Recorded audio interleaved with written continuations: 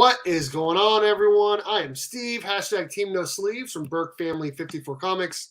Welcome to another Thursday night chat. We're going to be hanging out, talking comic books and reviewing them, and we have a special guest. Before we do that, though, let's hit that intro.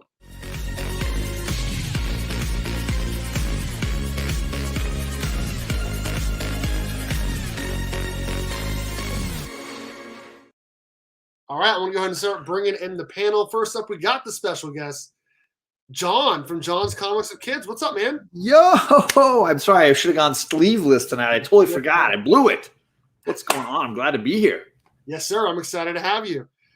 Next up, we got a panda. What up, panda? What's going on, everybody? And I would go sleeveless, but I just got this shirt, so big up to Adrian APM, man. That is a nice shirt. I like it, man. Good shirt, yeah. Yeah. So what up, fam? Love it. Boom. And last, certainly not least, we got Mark from Legion of Comics. What's up, dude? Yeah, he's playing with toys. Same here. I just always have them readily available. I was gonna say mine are a little further away. I've been playing with toys for a while. I got a pink Power Ranger right here. Of course he would. I got a Morphin right here. I do have a Superman. Here you go. I have a unicorn candy dispenser that poops. Nice. That's all I got right now. I'll put it right here for the whole show. I've just got a whole bunch of Michelangelos just sitting around. You got a Superman sitting around. Oh yeah, you just got that whole set, man. That's awesome. I know. Super jelly. And you got it all in at once? That was crazy. Yeah, well, this one I had, like, the wife went to Target and I went out of the back room. Each Target only gets 6 of them, but the actual set of them all came into the LCS that I was getting them from. That's so cool. Randomly on the same day. So I'm like, yes. Win-win. Before we get any further, I do want to say that tonight's Thursday Night Chat is brought to you by comicbook_Preston on Instagram. If you ever need any comic books pressed, hit up Eric over at comicbook_Preston on Instagram. And make sure you use my promo code BURK54 to get free shipping back to you on your first order. And if you are thinking about starting a YouTube channel, hit the link in the description of all my videos. There is an affiliate link for StreamYard. It costs the same for you. I get a little something from every person that signs up. So hit that link. Hit that link. I don't know why you laugh. Should we all unsubscribe? I'm thinking about starting a live stream YouTube channel. I think it could be fun. Yeah. We should. You should, John. You should, John. Yeah, I laugh every single time because I know how you got that. Yeah. It makes me laugh every single time. I'll tell everyone after. Let's go and say hi to the chat. First up, we got Harsh Life Spotlights. What is up, dude? He just got a pretty big Batman key. Hey, and if you guys didn't know, he actually started this whole mixed plate collectors, which is incredible. So if you guys don't know who Harsh Life Spotlights is, go check him out on Instagram. He also has a YouTube where he's actually explaining the mixed plate collectors. So you guys should go check that out. They're going to be doing a lot of giveaways. They're going to be doing a lot of membership stuff. It's just going to be really cool. Boom. There you go. John is obviously here. What's up, John? Mike Becker, what is going on, dude? I only read 3 so far. I read 4. I've read 4 books. Panda's here. DJ Links, what is up, dude? How's it going? Tyler, who won last month's Burke Box, hello. I was going to watch, but John is on here, so I'll see y'all next week. Perry is lurking in the house. What is up, Perry? Pocan Joe, hello. How's it going? It's Morphin time. It's Morphin time. What up? James, what's going on? Warlord, how's it going? We got a $3.99 super chat right off the bat from Memory 2 Studios. Hey, did you get the box I sent you yet? I'm assuming you did. Let me know if you liked it. Nick. Oh, it jumped on me. Heyo, what is going on, Nick? Nick's Kicks and Comics. Carlito Classico. One of a few that was my friend pre-YouTube. John was one. Carlito. Matt Thanatos. Karate Kevin. TJ, and a few others I've known since before I made a YouTube 2.5 years ago. What is up, Carlito? Are you talking about TJ Slab Dragons? Yes, I am. Wow. Yes. When I did my first live stream, I had 8 subscribers, and he was one of the first people to come in to watch my live stream. Oh, that's awesome. TJ is good like that, man. He always supports, man. Robert, what is going on, dude? Hope everyone's having a great Thursday night. Yeah, you as well, man. Oh damn! Do I get to pay for those promo plugs?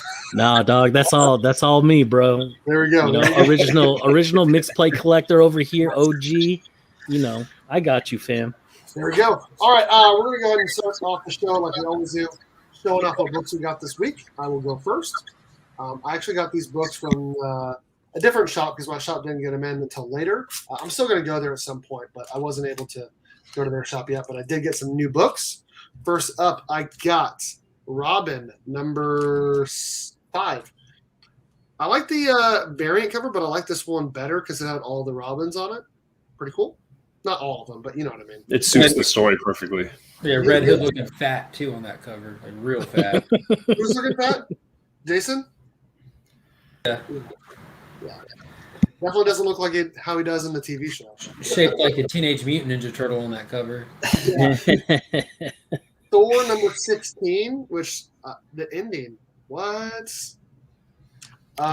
This was I got to give it to Mark. This was significantly better than issue 1. Superman Son of Kal-El, number 2. A lot better than issue 1. So I might keep reading it. We'll see. And then this came out a few weeks ago. My shop didn't get it, so I got it while I was at a new shop. Suicide Squad number 6. So that's my haul. Very, very small haul. John, what you got? Yeah, I mean, I obviously got the same 2 books, and I can thank Mark for this as well because I went out and snagged an issue 1 for the same reason, and I really loved issue 1, so I was very pumped for this. So I'm excited to talk about this tonight. And I've been waffling on stopping Robin because I've had issues that I just really didn't like, and this is the redemption book for me. This was like, okay, I'm glad I stuck with it because this made it worth the while.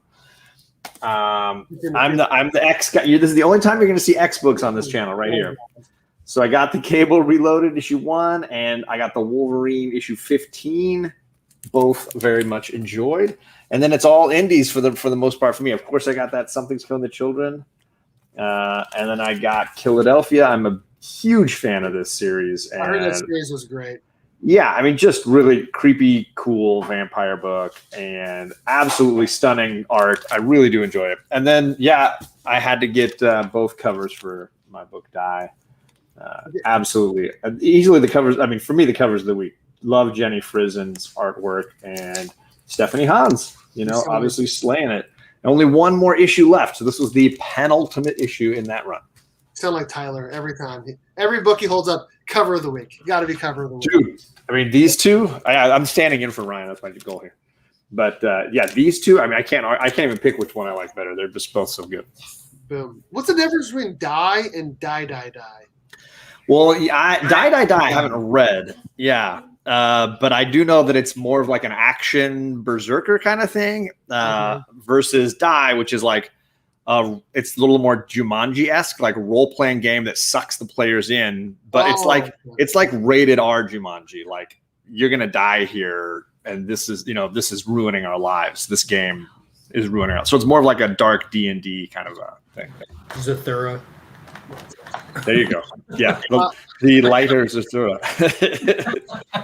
Next up, we got Mark showing up his first half of his haul.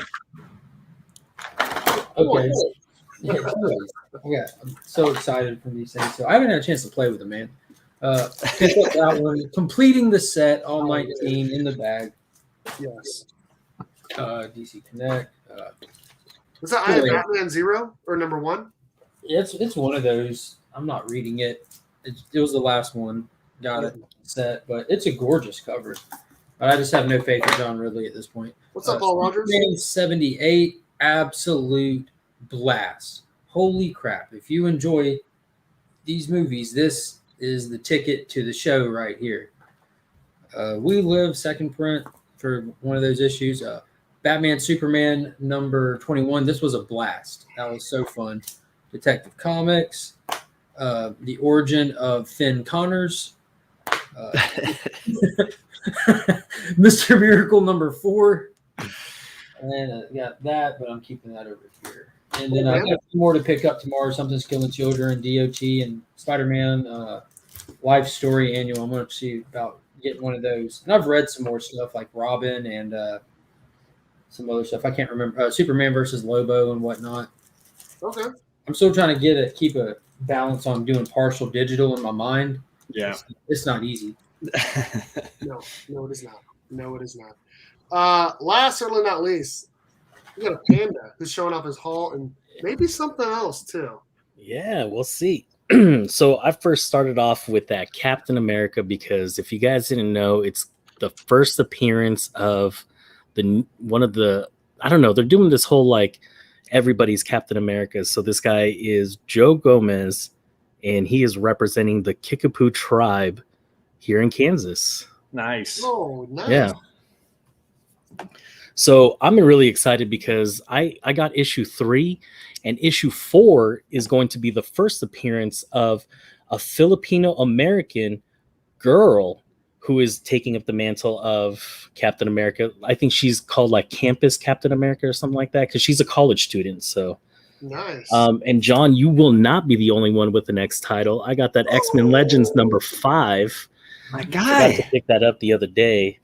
I don't know if you know, but I'm a big X-Men guy. I can see those X Factor books behind you right there. X Factor, X-Men over here. And I stuff still like need to that. get a nice copy of that X-Men X Factor 5. I need to get a better copy of that. Oh yeah, got that Good Asian There you go. number 4. Ice Cream Man. This was a good read. That's a cool cover. Yeah, it's a really cool cover. And then I got that Department of Truth cover A. This was a good read. Not really, but I like the title a lot. It's just it didn't move the story anywhere other than just like the same thing with Something's Killing Children, and we'll talk about that too. But I got that. I got that King Spawn, but I also got that Greg Capullo Ooh. sketch art. Love that one. And because I'm impatient, I am going to go ahead and open up this CGC box that I got so we can see what it is. Very excited. What? Go ahead. No, I'm sorry. I started saying something when you said something, so I'm being rude. I'm really sorry. No, I'm always cutting people off. Go ahead and talk about those books. He's frozen. We've frozen No, Panda. I'm just joking. I will say, Mark, my wallet is mad at you ever since you posted the pictures of those Batman 89, Superman 78 variants. I never buy online in variants, and I freaking bought one of each with the trade dress. So I'm waiting for them to come, like in the mail. Trade dress is where it's at on these. Oh my God, they look so good. Iconic. Okay. So we've got There was an echo for a second. Yeah. got the rubber bands off. Okay, I have not seen the grades, so I don't know how to do this. What books are these? These are from an event, right? Yeah, these were actually from an event that you and I attended together, holding hands the entire time. It was the Clayton Crane signing that we went to in Topeka, Kansas, where is actually your local comic book shop, which is Lunatics Comics out there. They hosted a great signing that was done by Black Flag Comics, and they had some road tour exclusives. What up, Ruben? And you know, they've got some road tour exclusives, and I was able to actually cop one of those, and I'm hoping that it came back in 9.8. The other one I cracked, didn't even press it, just cracked it and went to the signing, and it was a TMNT Mighty Morphin Power Rangers number 1. It was at a 9.6. So I'm really hoping that it's either a 9.6 or we've got that 9.8. I don't know. We'll see. I love people with the Yeah. I love people with the nerves like I have, where you're like, I'm not going to look. I'm not going to check the grades. I don't want to know the grades until I open that crap up. I just want to know that it's shipped. That's all I want to know. So what I ended up doing was I ended up giving my account, or telling Steve my account, so this way he could check my grades. So he knows the grades already. What? You Yeah. trusted him? Yeah, I know, it's so Andy weird, and I right? are pretty close. Something like They were that. holding hands the whole time, remember? Yeah, right. Yeah, Okay, Blue so Lane this Comics was there too. this first one is so this is the Mighty Morphin Power Rangers TMNT number 1. Yeah. Good Lord, that's a glare. Please do. Okay. What is the rainbow signature? What do we got there? Yeah. Oh yeah, let's see. Look at that. God, his He's got signature's all amazing. the colors You got the 8 of color. yeah. Freaking love that, man. With It's all so the nice. And when he asked like, "How do you want me to do this?" I was like, "Your go, Dealer's choice. Yeah, exactly." And he did this, and I was like, "That turned out better than I thought." Dude, it's amazing. Because all the Okay. color on there already, it's perfect. So let's go ahead and see what we got. We got a 9.6. Okay. I'm just really glad it's not like a 9.2 or 9.4. It held the grade, right? Because that's the one you cracked. Okay. This is the one that I cracked. Didn't shout out to CGC for the consistency though. There must be something on the interior of the book or something. Yeah. Oh, there it is. There's a spine tick right there. And it's so funny because I can actually see Dan's sweat stain right up here somewhere. I'm just messing with you, Blue Hellion, man. Save that DNA. Craft your own. Exactly. Okay, so the last one that I have is that Venom 200. It was the Road Tour exclusive, so it's just a little bit different than the one that Black Flag had finally come out with. I have the other one right here actually. So this is the regular. Here, hold on. Okay. The trade dress. The trade dress. Yeah, the trade dress. The trade dress, and then here's the Virgin. Nice and colorful too. Did he do the rainbow again? So is the Road Tour just the purple background on it or something? Yes. Yeah, it's like a way more colorful. God damn. Where's the signature at the bottom again? No, I think he signed it at the top. Oh, there it is, rainbow again. God, it looks good. All right, so let's Joe, go ahead and I need to see get what a signature from him or something. Venom's right hand. Oh, look at that. We got a 9.8. Congrats. That is awesome. And it's a thicker slab too. What's that? What are you selling it for? I'm not selling it for anything. But man, the book is loose in here, like That's how hella loose. That's how they all do them now. Sell it and use the money to buy a tight one. I'm Buy a CBCS. I'm pretty jealous. I'm jealous you got the 8 color and I only got the 7 on the same book. Picky much? I am. I'm jealous. Does that say first appearance of Dylan Brock as Venom? No, it does not say it. What? It just says Clayton Crane cover Venom 200. If you wait a little while, let them get all their notes and they'll start popping up. Yeah. It should say that. That's what those Legends of the Dark Knight said. The first ones that came out don't have the Robin King credited on it. But then if you waited a while to submit it, you got the credit on it. So 9.6, 9.4. Yeah, exactly. I didn't do anything else, any worse than when they shipped it, because this thing was probably just rattling in there the whole time. Dude, nice. Congrats, man. That's awesome. Yeah. Bro. I wanted to tell you so bad. Oh, I know. I was like, 9.8, 9.6. He's going to be so happy. Yeah. So happy. Boom. Nice. Mark's over here playing of Aquaman, which I actually just got done watching the Jason Momoa Netflix movie that just came out. I think it's called Sweet Girl or something like that. It was pretty good. It was pretty good.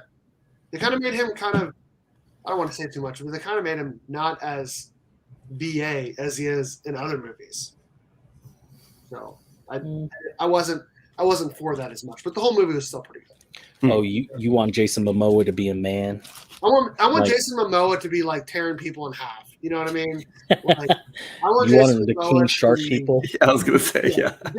Exactly. I want him to be doing like in every movie what he does as Aquaman, just like destroying people. You know what I mean? So, yeah. he has a yellow for Venom 200. Nice. All right, let's go ahead and kick things off with some comic reviews. Let's talk about Something Is Killing the Children 19 first, because that's a book that I know a lot of people have been talking about. We had the free comic book day, Enter the House of Slaughter recently, and James Tynion IV, this is probably his biggest book. Wouldn't you guys agree with that? You don't think so? As big as indie, probably, right? I mean, what's bigger? Nice House has got to be catching some steam, though. Yeah. But I call that a DC book still because it's through there. Yeah, I mean, Department of Truth. But it is definitely bigger. Yeah, Department of Truth is way up there for sure. Yeah. So what do you guys think? I actually enjoyed it. It still felt like all the others where there's not a lot of text in it, not a lot of talking, but we did find out more. We got more of that backstory of the family. We get Aaron getting bullied, and I don't know. I enjoyed it. I know some other people didn't, but I enjoyed it. What about you guys? I will say, like, I've been one of the champions pushing this arc. Like, I've enjoyed this arc. In fact, I've enjoyed it in some ways more than the previous arc, just because the previous arc was so darn long. I felt like it was way longer than it needed to be, probably by like 4 issues maybe. And this feels a little bit tighter. Yeah, it really does. No, that whole arc, that whole 15-issue arc, like, it was a span of how many days? 4 or 5 days. Yeah, it was 1 really, week. It was fast. Yeah, it was really fast. But I have been really liking. Whenever Mark unmutes, he gets the echo going again. There's an echo. Is there an echo? Oh man, Finn turned it. I'm sorry. You're all good. Yeah. So this number 19, I liked it, but it was like, we already know what happened to the family. Like let's get past, like, let's get through the trials. And the trials, it's like, okay, she's in her mind, she's fighting, it's feeding upon her worst fear, right? Yeah. And so when she realizes it, I thought that was pretty cool. The realization, like, hey, none of this is real, but don't you miss your mom? She's like, she's already dead. There's nothing else I can do for her. And I was just like, whoa. That's pretty heavy. I mean, you're already moving on from the death of your own mother. Yeah. And you're just saying, hey, let's get this done and over with. I want to be, I want to have a cool mask like you guys. Let's go. You know what I mean? Like, she's all gung ho about it. And I like that.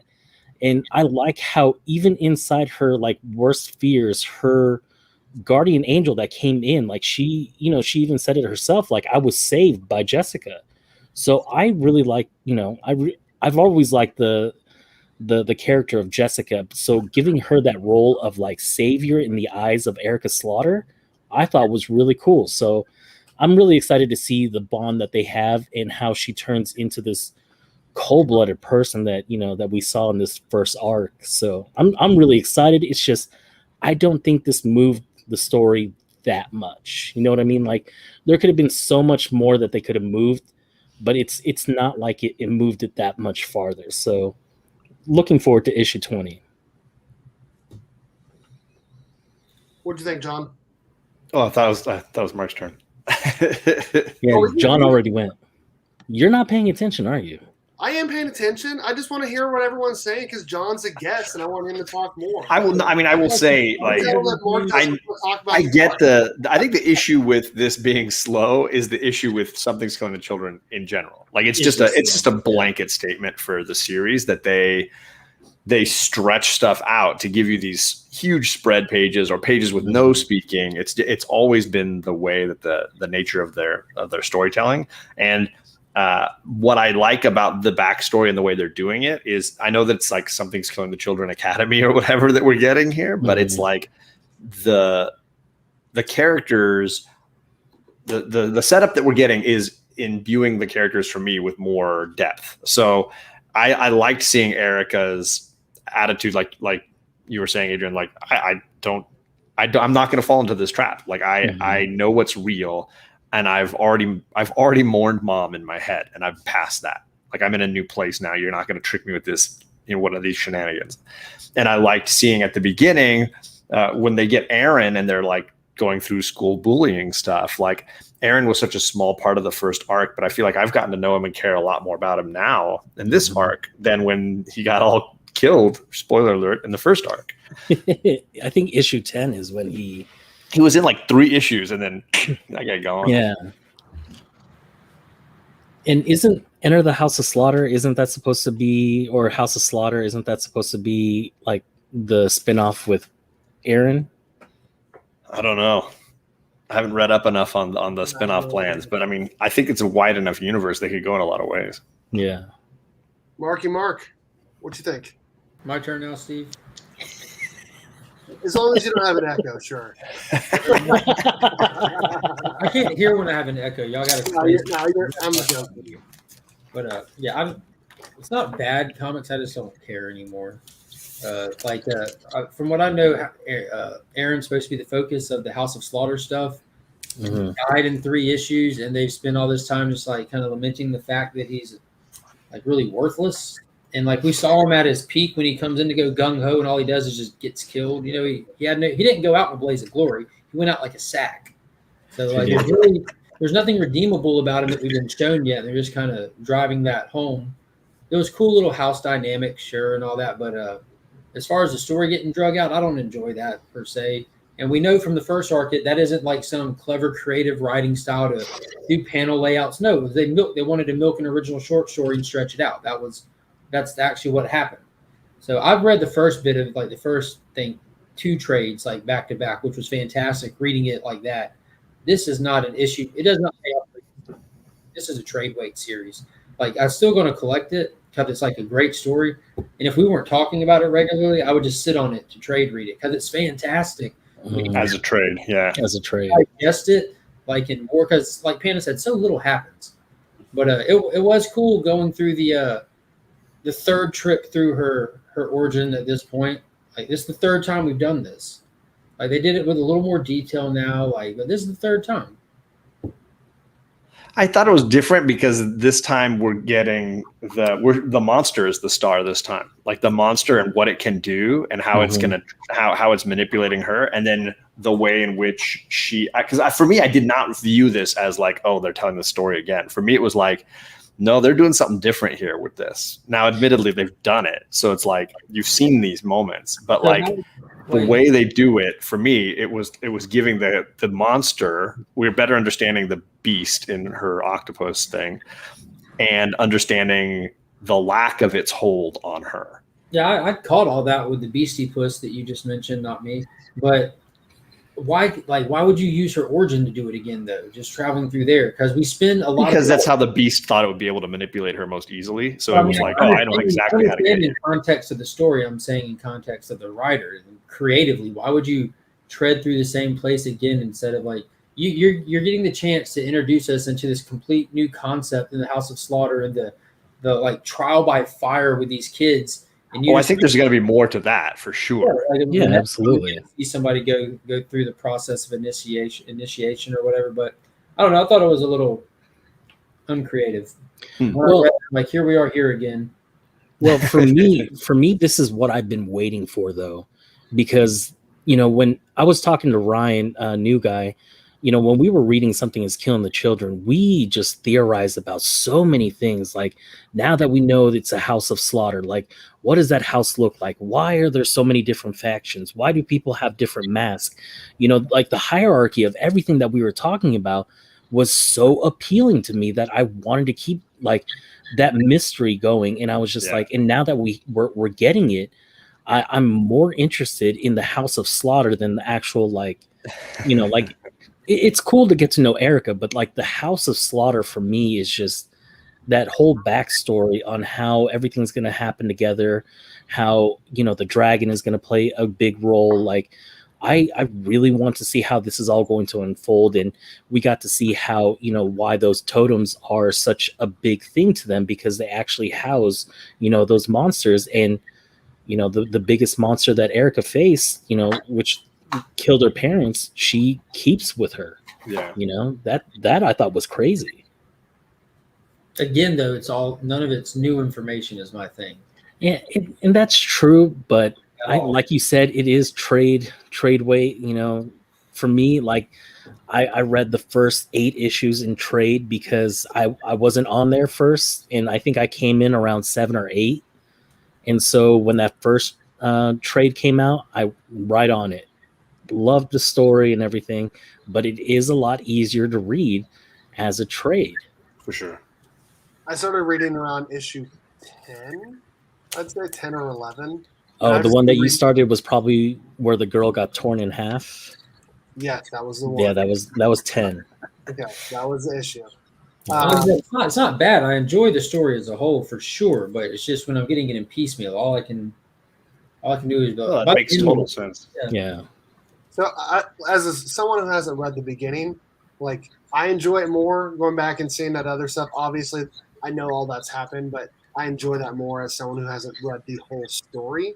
You haven't gone back and read it yet? No, I have not done that yet. Oh man, you can read like the first 10 issues in probably half an hour. Really? If you can find your way around the panel. Yeah, he has like no text in those books. Yeah, it's like, but a firefighter book. Yeah, his panel layouts can be confusing at times too because they don't warn you when they're about to go left or right across the page.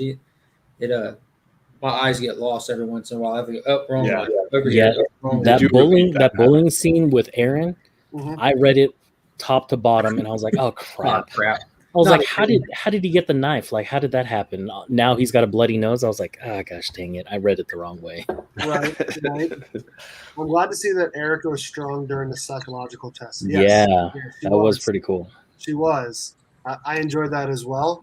But I thought it was really cool how it showed how vulnerable she was at first before she realized how strong she really was. Because she was clutching onto that totem.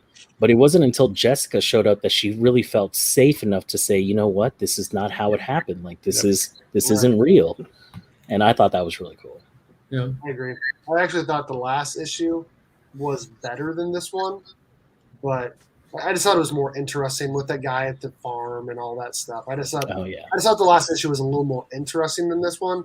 Still thought it was good. You know what was really slick though that they did? The very last panel of this issue when she's walking out of the barn, if you look in the silhouette, one of that guy's dogs was sitting there waiting for the meal that never came because she passed. I thought that was really slick. You know, that was cool. Right. That's right. Yeah. And I also like how they didn't have any confidence that she would make it out alive. So like, hey, they're all gone. They all left. You know, they went to Burger King. They're not here anymore. Spangles. They all thought, yes, Spangles. I love it.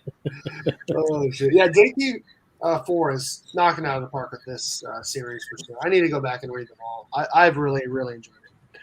As someone who hasn't read a single issue, I'll pick up The House of Slaughter and see if I like it. I just feel like I won't connect with the girl as much as the guy. Yeah, no, I get that.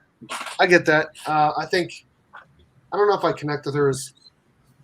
I don't know. I just feel like it's just a good story. There's a great ensemble connect with her that much, but it's just a good story. Maybe I like it more because I have a daughter. I don't know.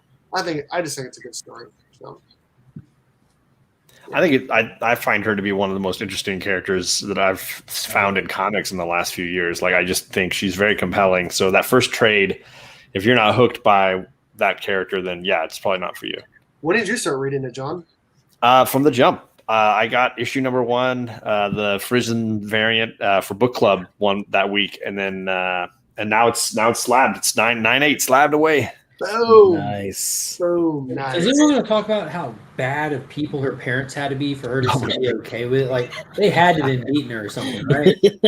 Right. For her to just be okay with it right away. Like, right away. She was happy to be rid of those. Like, they're probably in the back room cooking dope or something, and she's like, I'm tired of this life. This is the best thing that's ever happened to me. Right. I mean, she was covered in blood. And that explains in her the car ride with Jessica, and she was just like, yeah, I'm over it. You know what I mean? I'm just like, well, that was quick. I was still in shock, honestly. I feel like the test maybe kind of helped her get over it a little bit more, like, or accept it a little bit more, maybe. I don't know. But I do feel like right after, I do feel like she was more in shock than anything else, you know? So yeah. Good That was another thing I was interested to see with her first origin. Like, I wonder if when we see her before the attack with the monster, if her eyes are going to look normal, and it's like something that's an after effect from the trauma. But yeah, we've still yet to figure out why she has X-ray vision eyes. What the eyes mean, or what the significance is. Yeah. I mean, does she get that after the initiation, or does she get that during the initiation? You know what I'm saying? She's had it from the earliest panel we've seen her. Oh, that's right. It happened like during the trauma, because I remember I thought there were some shots with her with normal eyes before the beast. Wow. Man, I didn't even pay that much attention to it. I just found the comics 4 months ago, so there's no single issues to be found. Yeah. But I should check it. Yeah, that's true. Well, kudos to you for jumping in a comic game. I jumped in January of 2016. It's been fantastic. So just find stuff you like. If you want to try out new stuff, that's cool too. But find stuff you like and just keep reading. That is what I can suggest to you. So, you guys got anything else you guys want to say on Something Is Killing the Children? No, I look forward to it. John's like a legit correspondent. Anytime you say something, what was that? Because he's used to doing a show. Back to you, John. Roger that. John. By the way, where did the idea for that come from? The news thing? I don't know. I just thought it was funny. It cracked me up. So anything that makes me laugh, that's pretty much what I do. There's no logic to my YouTube channel. I can do the news better than they can. I'll show you. Well, because it'll be about comics, so that makes it infinitely better. You just bought a Power Rangers book, Scott. So don't be giving that advice to not buy any because you just bought one. Was it the Burt fan variant? No, it was not. You want me to tell you what he bought? Well, yeah, of course. Sentai number 2. Oh, He did that just to spite you. He really did. He really did. You know, he paid like $1,700 for it, probably. No, he did not. He got a really, really good deal on it. He was asking me, "What, me? Yeah, you, Scott." All right, John's. God, I hope they shipped it to him in a pizza box. That's a burn back at me because I was in his chat the Tuesday and I was like, the Daddy's Toy Chest segment is the most awkward thing on all the comic community. So he's sending it back to me now. It is. Watching community members try to fumble through calling one another daddy for like 5 minutes. I'm just like I don't know what's happening right now. Weird. Daddy, do you see my new daddy but I laughed today? the whole time. I got can't a tune panda away. daddy. Is that a panda daddy? This is a panda daddy. Panda. Daddy Yes, Burt, Daddy. is panda daddy? There you go, daddy. Oh, you guys want to hear something funny real quick before we move on to the next thing? Of course I do, daddy. Tell me. All right, so yesterday there was a fight at our school. Okay, I go up, I'm talking to a student, and I hear these girls in the hallway. They sound like they're about to get into a big fight. And I walk out there and I just say, "Go to class." And normally, if you see a teacher like literally right next to you, like 10, 15 feet away, and they say, "Go to class," you're not going to fight. Well, they did. This girl, like, she wound up and just boom, punched the other girl right in the face. You scream world. Pull out your cell phone. I run over, and I'm like, so I grab the arms of the girl closest to me, and I'm pulling her back, and then the fight's over. And I text my wife about it, and I was telling her what happened. She goes, "Oh, Big Daddy Burt to the rescue, huh?" Totally different context. Tyler, just that one little clip. I hope he grabs Big Daddy Burt to the rescue. Yes, Big Daddy Burt to the rescue. Not a problem. Not a problem at all. Not a problem at all, bro. Just subscribe to Hoarder's Hide. So good. Love you, Scott. Love you, Scott. When you said Daddy was amazing. Yo, Flo Dameron, how is it going? Another Burke fan member. Almost everyone in here is a Burke fan member. I was gonna say, Flo Dameron is on Substack too. Yeah, I subscribe to his Substack. I did not know that. If it ain't Burke, it don't work. Oh, what is going on, Big Shaq? What it do, brother? So good. Cool. All right, you guys ready? Let's talk. Let's talk. Superman Son of Kal-El. I don't think Panda read this. He's like, I'm done. I'm out. We're talking. And did you get Thor? I don't think I saw you got that. I remember I took Thor off my pull list. I thought it was good. Get it out of here. I was done with it for a You while. want me to tell you that? Okay, did anyone else read Thor? Okay. I do think it's hilarious that I'm on your show and there's one Marvel book and I ain't reading it. That is funny. Yeah. So Angela is on it. Is at the end. What? What's Jurassic Park? Give you some theme music. That sounded like Jurassic Park music. Mark? Me? I Yes. didn't do anything. Oh boy. You said Thor? Anyways, let's review Superman Son of Kal-El number 2. Mark, I'm gonna let you just go ahead and just take it away. Yeah, let him take it. He's gonna let him go for a few minutes. What's that? I didn't read it yet. That's BS. You know, He's so full of crap. He's probably read it 3 times already. Yeah, it was good. It was good. Yeah, you want like a breakdown? That's kind of what the show, how it works, I think. Come on, Mark. Kinda, I something know like you that. got lots to say about this book. So stop You know, being all cool. well, there really wasn't too much to it. It was just kind of like just setting the tone, really moving forward. The last issue was an intro to it. This one was setting the tone. You got John trying to find his way to like live in the real world. You know, he's starting school and just trying to. I'll tell you one thing I thought was cool was the dynamic of how well they caught like the teen angst in this, like the how opposite and different his perspective on the world is versus Clark's, and the way that he takes in information and the way you hear him repeating things that he's taking in from, like, it's very real world in that aspect of it. But about broke my heart when Clark gave him a suit, like in a good way. Like that was just awesome.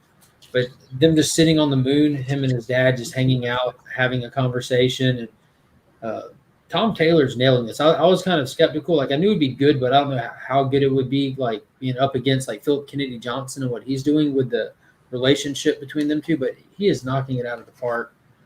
But yeah, you just see him just trying to be his dad without trying to be his dad. It was good.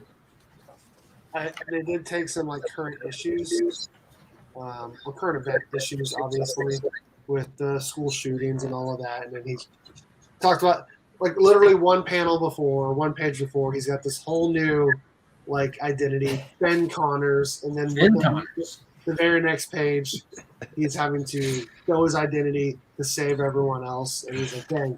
And he realizes this is a lot harder than he thought it would be to be a superhero. So, yeah, there it is, right there. There's a big. I'm gonna make it big real quick.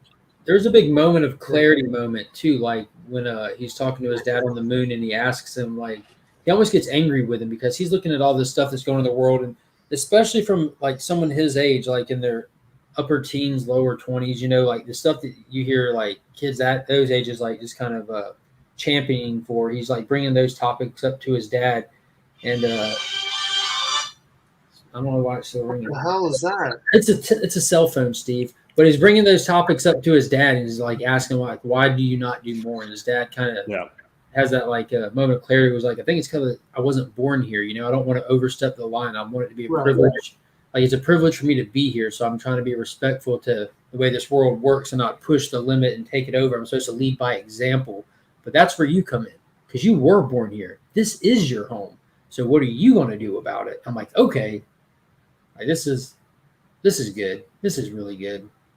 I love that father-son dynamic for sure. Yeah, they play that really well. The 4 or 5 pages that they do for the two of them together is my favorite portion of this book. Absolutely. What else you got, John? What else you got? I mean, I think, you know, I was very happy that the secret identity lasted all of 2 pages because I was like, this is stupid. And if this is where this book is going, I'm going to lose my brain. And I was like, the fact that they basically dress him in this ridiculous blonde wig and then blast it all off of him 2 pages later, I was like, yes, okay, I'm in now. You got me, Tom Taylor. I'm in for that now. I love the idea that he is being shaped by his environment in a different way than his dad. So he's got, you know, the whole idea of news coming off of the internet and news reporters being just kids in school who have a web channel or whatever, and having that affect him and affect his environment, his desire to be a kid and be able to go to college and experience those things that his dad did get to go and do. And yet not knowing how to manage all of that. I think those were very humanizing elements. And like you said, there are some political hot topics right now, whether it's immigration, because there's a huge section on immigration. Yeah, you're right. Where he rescues a bunch of people stranded in the ocean on a boat that's sinking and brings them straight into the downtown metropolis and just sets them down. America. You know, and you know, that's obviously a different move than his dad might have pulled. I think so. I liked all that stuff. I thought it was a really good way to differentiate him from his dad because they're not the same. And he isn't. This is, without saying it too finely, I guess this isn't your dad's Superman. No, he's not. And I think it was played really well. So yeah, I did enjoy this a bunch. Panda, what do you got to say? I noticed you were unmuted. Yeah, you know, this sounds like a good story about Goku and Gohan, like Ignacio said. I saw that. Oh boy. No, I mean, I remember watching it a little bit as a kid, but no. I did enjoy this whole dynamic for sure. I remember talking to D-Rock Comics at the con last weekend. And he was not excited about this Superman Son of Kal-El because he's all about Superman only being Clark Kent, which I fully respect. He wants only Clark Kent to be Superman. There's Lois Lane, Jimmy Olsen, the whole gang, which I 100% respect, But I have enjoyed this. Issue 1 didn't quite grab me, but issue 2 was significantly better, in my opinion. They are similar, where he's like, okay, the government is not doing what he thinks is right. That happened in both issues. Yeah. So he's really trying to find himself and figure out, what he's okay with letting happen and where he's going to draw the line politically or whatever as a hero. So, I mean, I understand too what D-Runk's saying about that, because I remember when Dick Grayson became Batman in the Grant Morrison run, and I was like, I don't know if I want a different Batman, but it was a fun chance to tell a different story, and getting to see Dick Grayson and Damian as Batman and Robin was it was just different, and it was a great way to shed layers and understand how Dick Grayson and Bruce Wayne and Damian were all so different from one another. And I think this is going to be a similar opportunity for them to shed differences between the two. I loved Jonathan as the little kid in the, running around with Damian. I love the Super Sons, Jonathan Kent a ton. So I get wanting to hold on to that a little longer as both a parent and a reader. Can we just keep him that way for a little longer? Sure. See, I felt the same way. And then I read Grant Morrison's Batman and Robin. And that was amazing. I have a couple of those trades because I love Grant Morrison. Grant Morrison is such a fantastic writer. Sure. And he just knows how to play emotion very well, even through a cape and a cowl. You know what I mean? And just the dynamic that Black Mirror? Black Mirror was pretty good.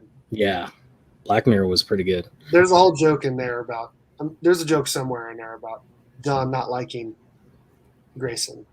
Now, Don's not a big Dick fan. I'm a huge Dick fan. You can. I did that just for Whack Comics so that he can snip this at the 48-minute mark and snag that. No, I've always liked the Robins more than Batman. It's just always been my thing. I think it's just because I wanted to be a Robin. I didn't want to be Batman. So I was like. And then, of course, they killed a Robin, and I was like, maybe that's not such a good gig. But but I always liked it. It just seemed like fun. You can go out and fight crime at night. You can hang out with the coolest guy in DC, and flash burn. What's that? I said, that's a burn on the Flash, I guess, if I said Batman's the coolest guy in DC. Wow, well, he is. Let's be honest. Batman sells books. That's a whole other topic that you were going over on your channel. Yeah. Hold on. With this guy. Yep. About why there's way too many Batman books and part of and I think this is the same with Spider-Man at Marvel from time to time, where it's why there's so many that's why I'm not reading either one. I just kind of want to let those higher ups know, hey, there's money in Far Sector, or there's money in Strange Adventures. It doesn't have to just be the guy with the bat symbol. But is there money in Strange Adventures though? For me, I keep cashing in. I keep putting my money in. For you, but for the company, do you think there is though? Because I feel like a lot of I just keep putting I can only put my money where my mouth is. It's to me, and I said I can try to make Bearded put his money in a better place, but he's going to keep buying Batman books no matter what I say. Yeah, how many of those Batman titles is he actually pulling? Is it every single one of them? I teased him that he had 7 Bat books 1 week. Oh my gosh! 1 week.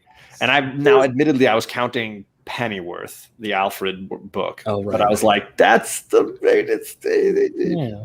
I didn't count Nightwing, though. It was nice. I was like, that's not a Batman book. I'll give there's Batman Detective Comics, the next Batman. There is Batman Reptilian. There's all these Urban Legends. Yeah. Dark Knight, Legends of the Dark Knight. Yeah. Detective Comics. Yeah, I said that. It's a lot. Yeah, I wasn't paying attention. Yeah, no. Is it your turn to talk? Not paying attention. Where is Mark at?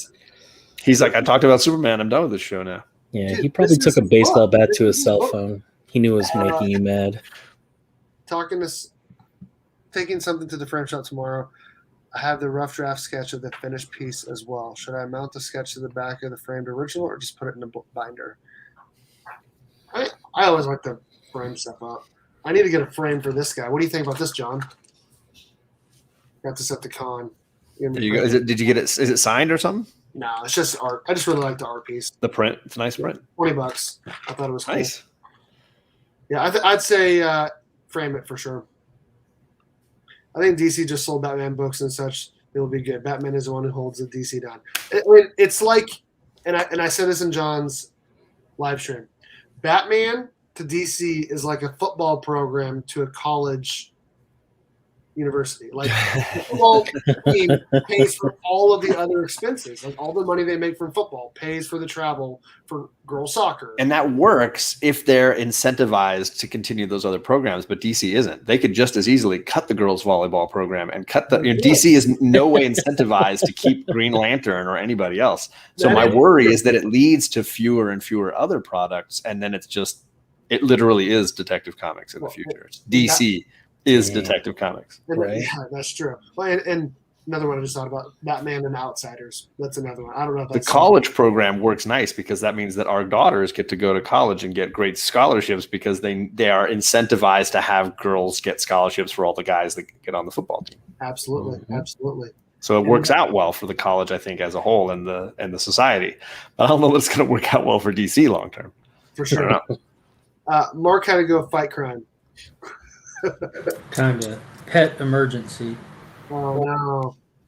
I think I figured that 55% of DC books in November are Batman books. Wow. Mm-hmm.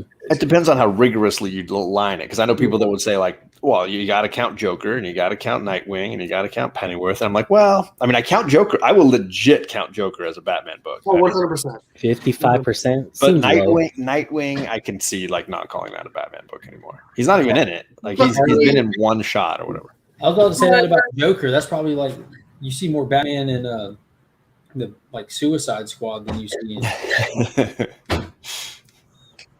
Gotcha. Well, whatever you think, man.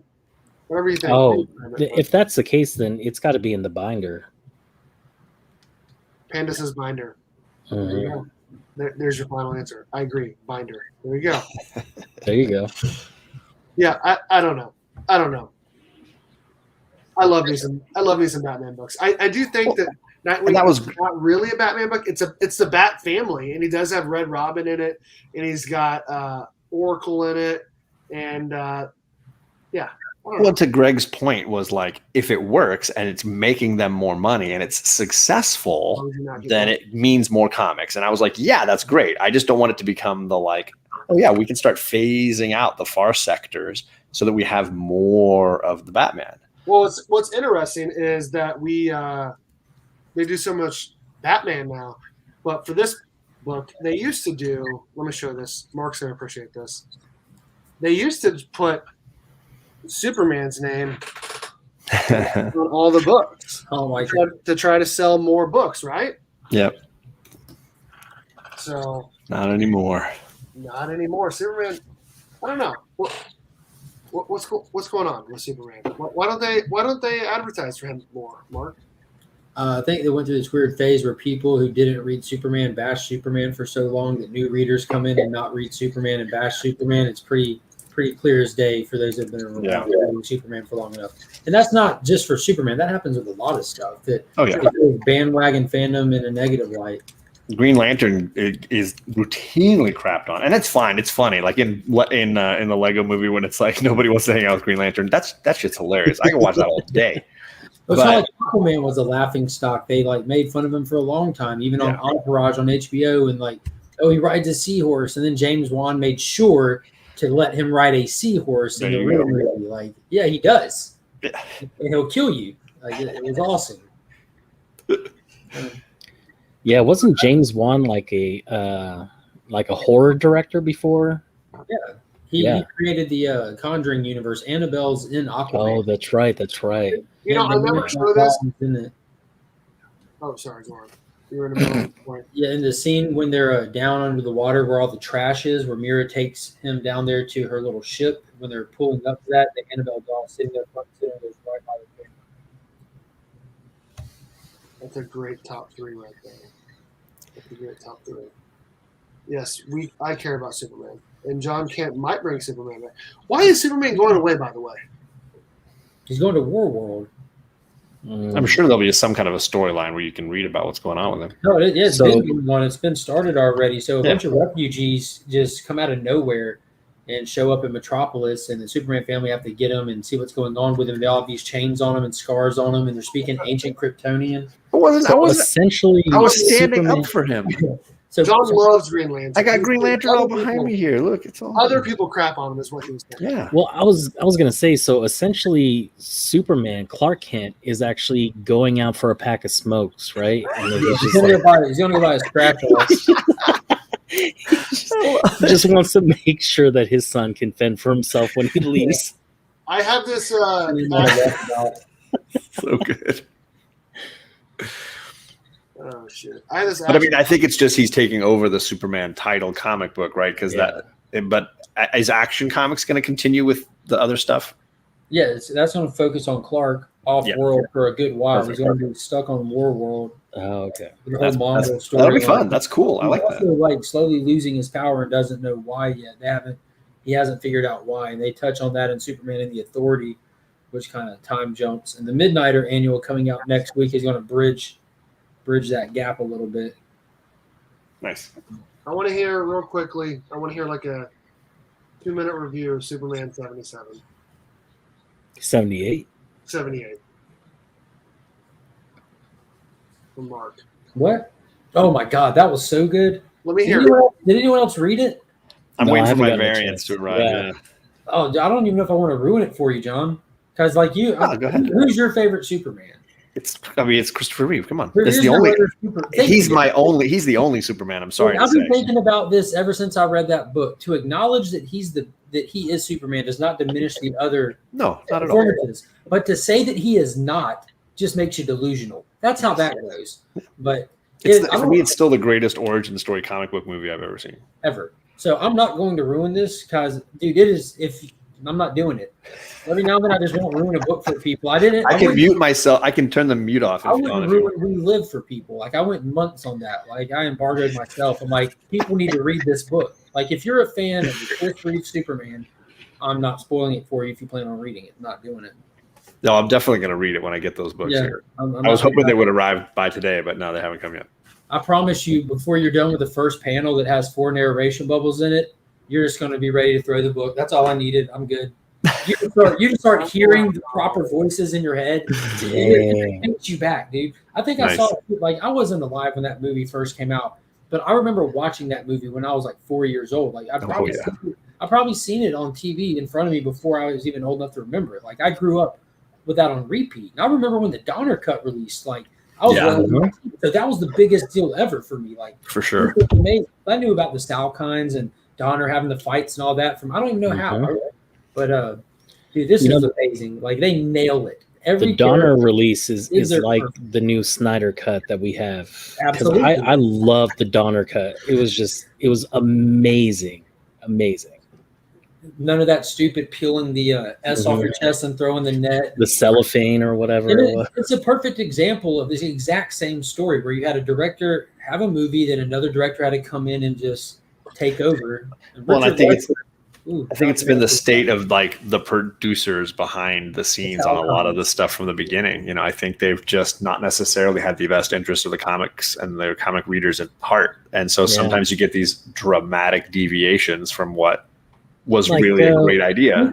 Christopher Reeve fighting himself drunk. It still creates one of the greatest gifts I've ever seen. That was Superman 3. That was Superman 3. Seeing him in the dark suit though. And I was about to say, like watching the original ones, like it's kind of smooth going through it from like how serious and epic the first one is to the campiness of Quest for Peace. But if you go back and watch like the full version of the first one, the Donner cut, then goes straight to Superman 3. It's like getting hit in the face with a brick. It's so different. Yeah. Well, the third one also had Richard Pryor in it. Didn't it? Yeah. Skiing off of skyscrapers. That's right. Oh, And the closest thing we've ever gotten to Brainiac. oh yeah. Man. It's Reeve. It's not Reeves. There's no S on the end. It's Christopher Reeve. You guys know more than me. There you go. It's never been. Ironically, I was about to say, Steve, coincidentally, did you know no. Marlon Brando was actually Christopher Reeve, his dad in the movie. He plays he actually, Jor-El, yeah. he actually got paid more for his like 3-second cameo a ton more than Christopher Reeve did. A lot of people did. Gene Hackman did. Yeah. Oh yeah, Gene Hackman did. And Gene almost didn't come back. Movie posters and everything, Brando's name always came first. Oh yeah. Yeah. Brando got top billing. He got top billing and he got a ton of cash, and he was trying the whole shoot, trying to convince Richard Donner to do his whole character as a hologram, so he didn't actually have to be on set for any of it. Like he could just shoot it all as a hologram. He was like apparently trying to convince Donner the whole time. Oh, I've heard that Marlon Brando. Yeah. There's some crazy Hollywood stories about him. Yeah, the best ones are probably from the Island of Dr. Moreau when he did. Oh my God, the stories of Marlon Brando from that or Apocalypse Now. Burke is like, "What has happened to my show? We've derailed." No, if you haven't watched the documentary on Val Kilmer that's been done on Amazon, it's just called Val, and apparently Val, I didn't know this, but was obsessed with video cameras, and even as a young kid, as he's recorded his whole life, and so on all the shoots he's been on and all the movies. And so what they did was take all the footage that he had and make this documentary about his life and his journey now that he's lost basically the ability to speak because of the throat cancer he had. And you get to see his whole journey and all of this sort of found footage of his history as a kid all the way through to now. And you see him on the set of Island of Dr. Moreau hanging around with Brando and talking to him. And of course you see him as Batman, and it's an interesting, which I really liked him as Batman. Yeah, I was at the perfect age for that. I remember watching the trailers for that, and I was scared to see that movie because I was afraid they were going to kill Jim Carrey. Because up until that point, they were knocking off every villain dies. Yeah. I'm like, I don't know if I could watch this. Ace Ventura was like my role model. That's an underrated Batman movie for me. Right. So yeah, it's a good doc. It's sad because you really were like, oh, I want to see Val Kilmer in more movies. Have you seen the new Superman and Lois show, John? I have seen the first episode, but I got that one. I've cut the cable, so I have no access. But it's on HBO. Actually, I could watch it. It's on the app. It's on the CW HBO. app. Yeah. You can watch CW stuff for free. Their app charge for their app, and it's got all the episodes. All of them are on there. I hear it's very good. There's two apps. There's the CW app, then there's CW Seed, which if it's not on CW, it's like CW Seed is their backlog app. And I thought it was all on the HBO app too, if I'm not mistaken. But it might be on there now too. But it is absolutely fantastic. Yeah. Big shout out to that guy who produces all the Arrowverse garbage because he listened to the response and realized that this is dead in the water. We gotta revamp it and make them look different and give them their own stories and their own feel and their own style. And it's great.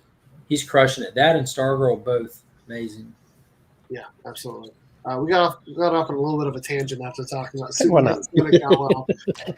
Oh boy! All right, we're going to talk about some Robin number 5, which I guess we can get off on a little tangent there too, real quick. Panda didn't read it. Williamson is writing Robin. He used to write Flash.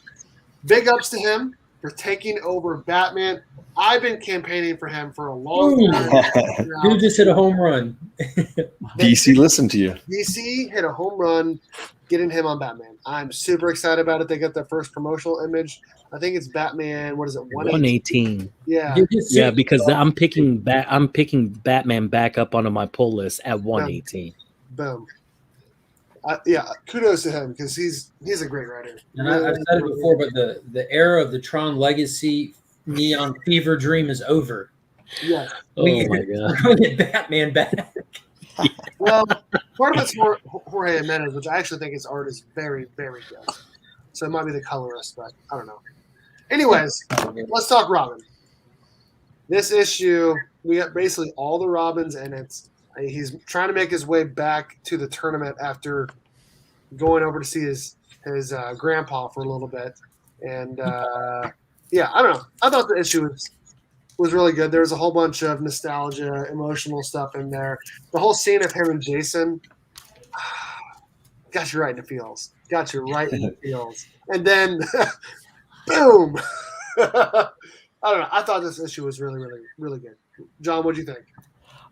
I thought it was amazing. And I have been on Robin from the beginning just because, like I said, I like the Robins and they're getting their due these days. You can, grab Future State Gotham if you want more Jason Todd. You can. I feel like there's a little bit of Robin sort of everywhere now. And I have not loved these first 4 issues. I thought they were like, the island stuff, not loving. And I was very close to considering passing. And then I saw this cover and I was like, oh, I'll get the next issue and see how it goes. And this one made me happy that I have stuck with it. I thought this is a really fun standalone, really played into the history of all the Robins. I think they each get their own little way to shine here.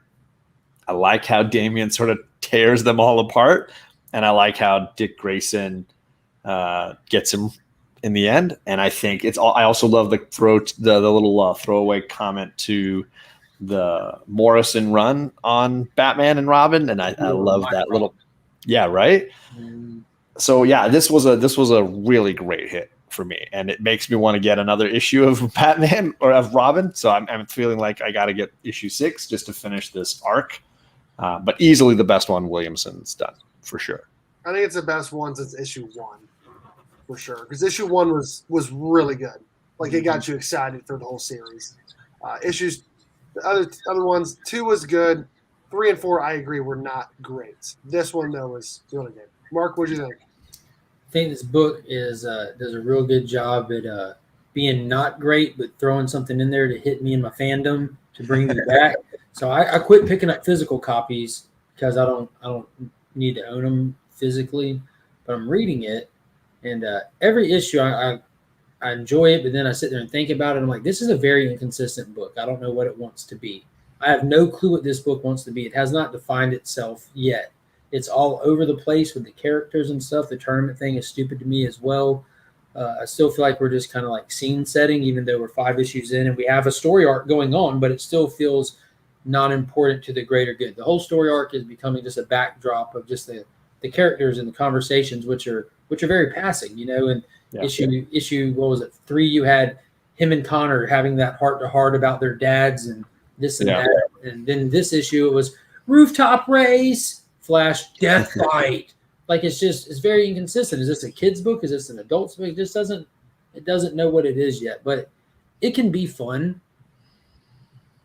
But I feel like they're fleecing me with it, if that makes any sense. I'm totally. I mean, I was really ready to drop it, and if it were not for having all these other Robins in here, I wouldn't have even picked it up.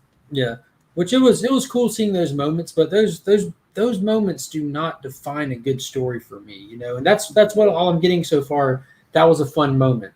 That issue just flopped completely, and I don't care about all the respawn and the the island storyline has not been. Really, they haven't shed enough light on it, and it's really it feels very cheap. Well, I'm afraid there's not a lot of light to shed on it, and when just looking back on comics historically, what's been the best Robin run that's been impactful and mattered in bigger picture? None of them. It's not a thing. So going into it, that it's not going to be this epic, game-changing, impactful thing. All you get is what you get. What we're getting is just little gotcha moments. But are you reading the current Nightwing, Mark? Yeah, absolutely. It's fantastic. It is fantastic. Yeah, I'll be reading it because I'm following Dick Grayson from this issue back to Bloodhaven. He said he had to go. He got some Bloodhaven. So I'll be over there. Also, prime example of what I'm saying. That's a Nightwing title. Like all of a sudden is really setting up little things for Dick Grayson, which really don't matter in the bigger picture because it's Nightwing. Like what matters with him is what's going on with the Teen Titans Academy, which has been shown to be like where DC's focusing his continuity right now. Everything in Robin, everything in Nightwing, you just got to assume it's happening in the cracks of the greater continuity. Like it's filling story in and it's giving you added continuity, but Heartless isn't going to matter. This thing with his sister, I doubt that even sticks around. Blockbuster's the big bad guy right now. Like, what matters is we now know that Alfred Pennyworth's money got put into a trust that we can now forget about. Now it no longer matters. That's what matters. I get the feeling she's gonna stick around as like the mayor of Bloodhaven and become a bigger player in like and I don't know if she's gonna be a kingpin or a whatever. I don't know if she's gonna be a hero or a villain, but I think she's got. I think she's gonna be more interesting long term than Heartless ever will be. I think in comics right now, it's kind of just popular to point out things like the homeless people that are going, like all the social injustices you can think of, they're happening in Bloodhaven. So it's just kind of popular right now to talk about that stuff in comics, which is great. So this is just them finding a way to talk about it in Nightwing. We need it there. We need someone that we can have them bring up these topics constantly, so they can try to fit them into a story and make it make sense without it being just shoehorned in there. So now that she's connected to Dick Grayson, you have a reason to visit these social problems regularly and not just fight petty crime, but fight for a bigger and better tomorrow in Bloodhaven, which actually kind of adds more weight to a story, because you can only fight the same petty thugs over and over. Right. So it's the same as when Frank Miller brought the drugs angle in on Daredevil, and made that such an important part of the journey that Matt Murdock was going through with Karen Page, and have Kingpin twist that and twist her at the same time. I thought, those kind of things, they push it to a deeper level. To let you know that Frank Miller was a Neil Adams fan. Green Lantern don't get enough love, John. Inject it. Oh shit. Yeah, no, I agree with everything you guys said. But I honestly, I may drop this after issue 6. It has been really good overall. A few issues not so great, but overall I have liked it. It's fun. But I may just, I don't know. We'll see. I have a lot of DC books in my poll, and like Morphin saying, I don't need all of these books in my collection. We can always read them digitally. Exactly. I'm trying to train myself to have more self-control. You know what I mean? Like, these kids are only going to get bigger, need more stuff, and it's not even necessarily about the money. It's about like the space, the money, the like what do they think when they see me coming home with all these books and this and that? You know what I mean? Like, they like it now, but like it looks like an obsession at some point. You know what I mean? Like, Sure. It's got to do good. Plus, you can buy more Snyder figures. And you're not going to let any of the kids play with them, are you? Dude, me and Finn have already played with them. All those pictures y'all saw, like, he was right here next to me. I've got pictures of him like on the pile of them. Like, they're toys, man. Exactly. Nice. He plays with the statues. Like, he knows that these are somewhere between toy and statue. Like, we can't bang them together, but we can move them. We can stand them up. Do you have any? You have the Lightning Collection figures, right? You got all the Mighty Morphin Lightning Collection, right? Me? Yes. No, I do vintage, man. I've got one Lightning Collection figure, and that's the Draken Evo 3. Oh, that's right. I did jump ahead of the curve, and they sent me 2 of them. That's right. Sold anything on eBay, I sold it for a cost because I didn't pay for it. And then I shipped it UPS because I don't trust my post office. They're horrible people. John, do you have any figures? I mean, yeah, but not Power Rangers or whatever. I can grab a few. Of course not. I knew that. Dude, I cannot wait till you get your books back and they're on those Lego pieces. Those big ass books, they're going to be on Lego pieces. I cannot wait. And how excited are you with those Crane books? Dude, I am super excited. I'm just not excited for the CGC slab itself. Man, you can just... Okay. Wonder Woman. Nice. Oh, okay. I got Carrie Kelly, Batgirl, or Robin, sorry. Oh, dude, that's awesome. Nice. What line is that from? I don't even remember. These things come out of their boxes so fast, the girls just want to play with them. So I'm like, I love that she's got the big glasses right there, too. Big old Batman here. Wow. Nice. Spider Woman. What? Oh, look at that. This is just a handful I grabbed. I got Mr. Blonde. No, this is not Mr. Blonde. Mr. Oh, geez. Eric Roth. That's Eli. Tim Roth. Tim Roth. He's Mr. Wasn't Mr. Brown. Maybe it was Mr. No, it's not Mr. Blonde. Not Mr. White. Mr. Orange. Mr. Orange. So I got a few. Wasn't There's Blonde a the one doing- Deadpool, and I got a Venomized Punisher down there. I just pictured, or it just ran through my head, listening to him just scream for an entire movie with a gunshot. Basically, The whole movie. John, are you watching Titans on HBO Max? I'm not. No. There's a new one that came out today, right? Oh my God. I haven't seen it. Don't say anything. I haven't seen it either. All I'm going to say is to all the people that are kind of on the fence about the actor who plays Bruce Wayne, you're welcome. Like you get a good performance from him. You just get That's the guy from Game of Thrones. you get enough of him to really get a beat on it. It's very emotional too. They go back and fill some gaps and stories in this with some stuff. It was fantastic. Yeah, I'm gonna definitely fall asleep to watching Titans tonight. Good luck. No, I mean that's what I'm saying. I mean, like that's gonna be my show that I'm gonna fall asleep to, but not actually fall asleep, and so it's just gonna be like, You'll probably be a little more interested enough to keep you awake. I'm thinking. yeah. Nice. A lot of questions answered. I wanna watch it for sure with the wife. I don't know if we're gonna watch it tonight or tomorrow night, but because I gotta go to bed here at some point because I gotta wake up early. One more day, and then it's when do you go back to school, John? I'm a little later. My school is old, behind the times there. So I'm still next week is a staff week, and then the week after is kids. Okay. Oh wow. That's crazy. The West Coast is way behind our time zone. Well, right? Yeah, I've had kids in class for 2 weeks now. Yeah, Kate has been in class 2 weeks. My oldest is at a public school here in town, and yeah, so she's had 2 weeks of school. What kind of school do you teach at? Yeah, I was about to say It's a private school, like a foreign language intensive Montessori kind of thing. What language? All different languages. So How many do you speak? I'm obviously I do English pretty well. I do Spanish pretty well, and I get by in German as well. Well, what exactly do you teach, John?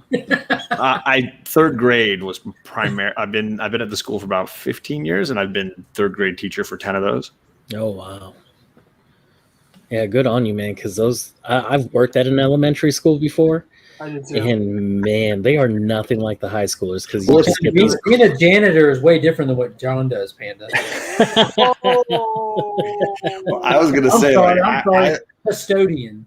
I prefer the third grade mentality. That's like where my Arrested Development matches theirs just right. Like, Well, I think it was I'm just not ready different. I'm not ready for those older kids where they're actually fighting in the hallways. I think it was just different from my experience because I was working with special needs students, not cleaning the floors. But, I would go from grade to grade helping out with students that had special needs and everything like that. So I had a totally different experience because, man, those kids are wild. John, thanks for that awesome Wonder Woman slide behind you. There was it right there. Yeah, I tried to get. I went all DC. I knew what show I was on tonight. Dude, heck, look at that Forever People behind you. Yeah, I was about to say. What grade is that?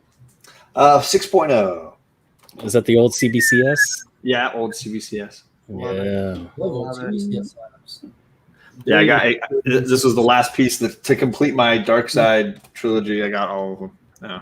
I remember you getting this. I remember when you got the Superman's pal, Jimmy Olsen. I think it was you got it for Christmas. I got that one. I've got that's the one with the remark by Neil Adams, Yes. and then I've got the other one. The other Jimmy Olsen one it's got the Jack Kirby signature on the front cover that's unverified. So it's like, did his wife just sign it? I don't know, but I'm fine either way.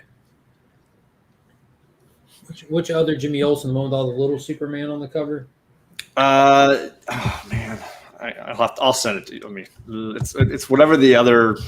I can't remember. Talking about 135. I always get the numbers wrong, so I'm gonna have to look it up. 134 is the cameo appearance of him for the first time, and then Forever People's his first appearance. Let's see here. He has a weird rollout. It's 134 is the one that I've got with the Neil Adams remark, and Superman then plays in a weird position in all these covers. and then 135 is the one that I've got with the Kirby signature. with all those little Superman. Yeah, that's the one. Nice. And if you go back to 133, like he's getting his nuts ran over by a motorcycle. Yes. That's the first Kirby on DC at all. That series is so buck wild. It was at Morgan Edge, yeah. Kirby did big things right out the gate. All right, so I appreciate John for coming on tonight for the Thursday night chat.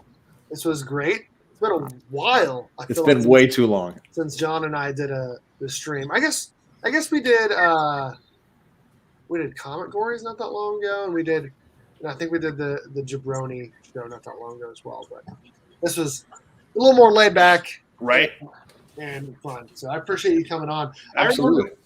I just want to tell a quick story about John. I remember Mighty Morphin Power Rangers number 40 was coming out soon, and he messaged me asking if I wanted to come on, and I was like, yeah, absolutely, on his book club show, right? And then so the day it comes out, like I hadn't heard anything from him since then, and I was like, so am I coming on tonight? He goes, for what?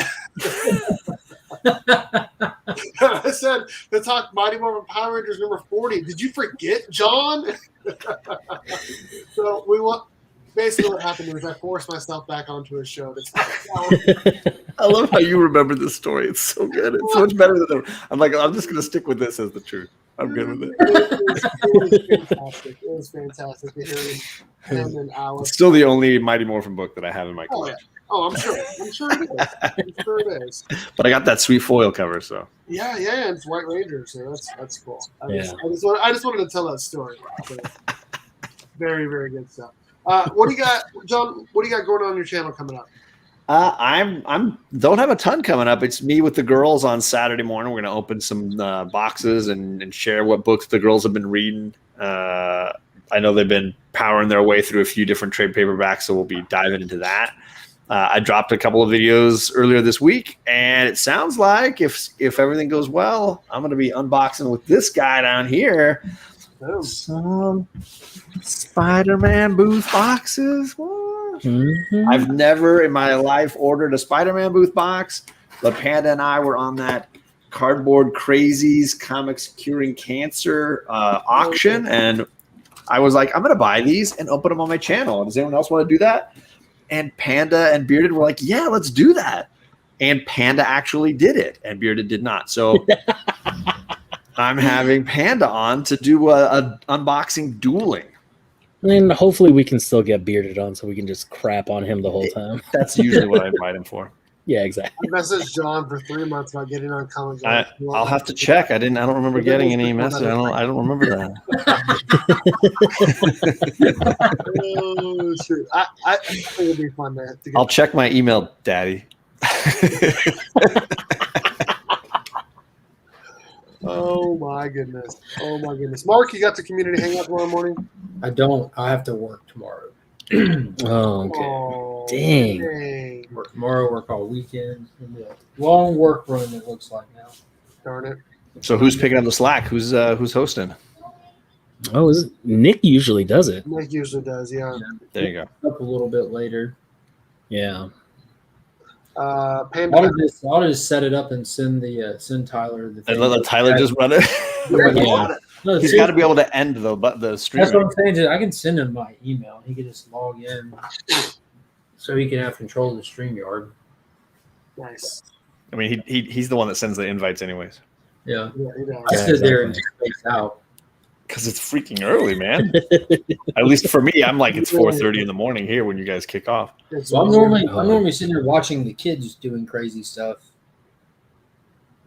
right on the other side of the camera.